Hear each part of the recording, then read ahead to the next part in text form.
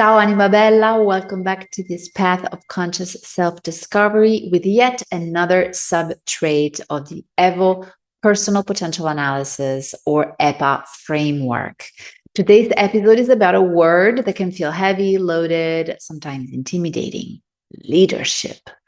But before your inner voice says, I'm not a leader, I don't want to be a leader, I can't be a leader, I'm a solopreneur, I'm a freelancer, I'm no leader, pause. Leadership in the EPA framework isn't about a title, a role, or a LinkedIn headline. It's not about managing a team of 20 or standing on a stage. It's about something much more essential, much more human: your ability to influence others, to move energy, thought, emotion, and action through your presence. So let's explore what real leadership looks like and how it can be redesigned when it's missing or when it's overwhelming, and why it matters for everyone, not just for big companies' CEOs, but even for freelancers and professionals and solopreneurs, just like you. So in the EPA framework, leadership maps your natural tendency to step into a guiding role, even with clients, influence others' thoughts, behaviors, or choices, again, even with clients or friends or partners, hold presence in a group, whether spoken or unspoken, and take initiative when direction is needed. This sub-trait connects to several EPA traits that we have already explored in previous episodes. For example, connects to empathy, to understanding, to centrality, to determination, and even self-discipline. This is because to lead well, you need to see people, you need to trust yourself, you need to stay with the hard stuff, and you need to follow through. Let me offer you a metaphor. Think of a campfire. People don't gather around the campfire because it yells.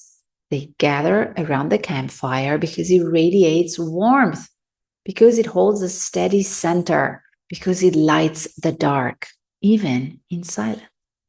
So true leadership is like that fire. You don't need to shout, you don't need to dominate. You simply burn steadily enough to be a reference point for others. Be them your partner, your family, your friends, your clients, your colleagues, or your business partners. People feel it and they sense your clarity. And in your light, they find their way. It is truly magical. In your light, they find their way. So let's have a look at what high leadership and looks like in the EPA framework. If your leadership sub-trait scores high, you probably take initiative in groups or decisions. You enjoy being a reference point for clients, partners, friends, or you hold space for others to grow. You naturally step in when no one else is leading. But be careful, because high leadership can also tip into micromanaging, needing to control everything and everyone to feel safe, and feeling burdened by always being the one who has to lead. So if you're leading from fear and not trust, you may confuse guidance with dominance, but that's not leadership. That's survival disguised in leadership. If your leadership score on the EPA framework is low, you might prefer to support rather than direct. You might avoid decision-making in groups. You might struggle to voice your ideas, even when they are clear and very spot on. You might wait for someone else to go first. You might think, I'm not a leader. I'm not one that people follow. But what if that's not 100% true? What if you've just never given yourself permission to lead, or maybe you have never had a model of leadership that felt aligned with your nature? Leadership doesn't have to be loud. It can be listening, asking, proposing, initiating gently. It can look like guiding a client with calm clarity, holding a team with honest feedback, or even just leading your own day with clear intention. So I want to offer you, I want to reframe leadership. And this is what I would like you to consider. Leadership isn't about power. It's about influence, direction, clarity.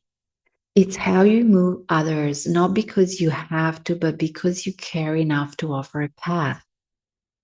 And yes, leadership, like other traits and subtraits, can be redesigned. It's a way of behaving, and as thus, we can learn it. If you've been hiding behind the scenes, maybe afraid of judgment or rejection, I feel you and I see you. I know what that's like.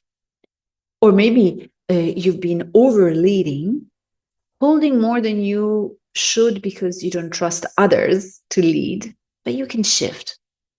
Whether you're on one side or the other side of the spectrum, you can shift, you can rebalance, you can choose differently. And let's go into the spiritual perspective to see how we can do this. In spiritual terms, I believe leadership is a sacred service. It's the willingness to say, I will go first. I will speak truth, not to control, but to offer clarity. I will embody what I wish to see in others. You don't lead by being perfect, you lead by being present. You lead by being honest. You lead by staying in your own integrity when it would be easier to shrink or to perform or to overpromise.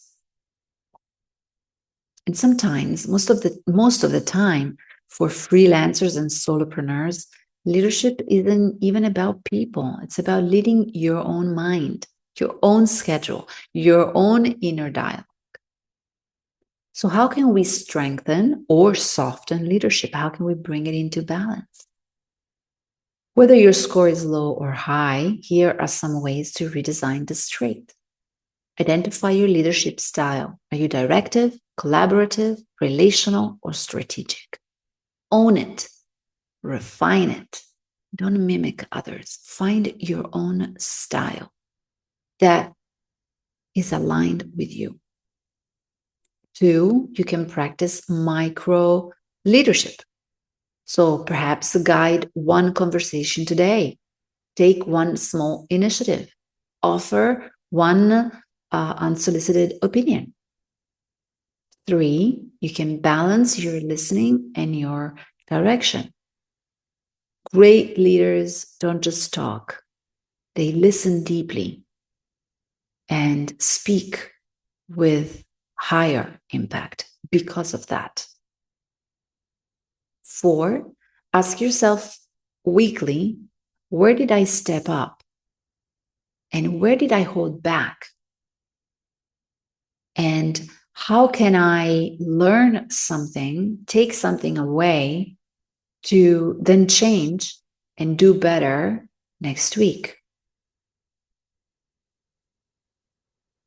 Leadership isn't something that we are born with. Well, sometimes it is, perhaps. But it is also something that we can build and redesign, one brave act at a time. And remember that it's about the daily engagement and the daily improvement of just one little tiny bit. Better a 1% improvement every day than jumping into something with high excitement and then lasting 2 or 3 days and then forgetting it forever. Stay in constant, small, micro behavioral changes. If you've been avoiding your leadership or drowning in it, or simply confused about what leadership means for you, let me know what you are most curious about, and we will explore it together. The world doesn't need more noise, it needs your presence. Steady, rooted, true.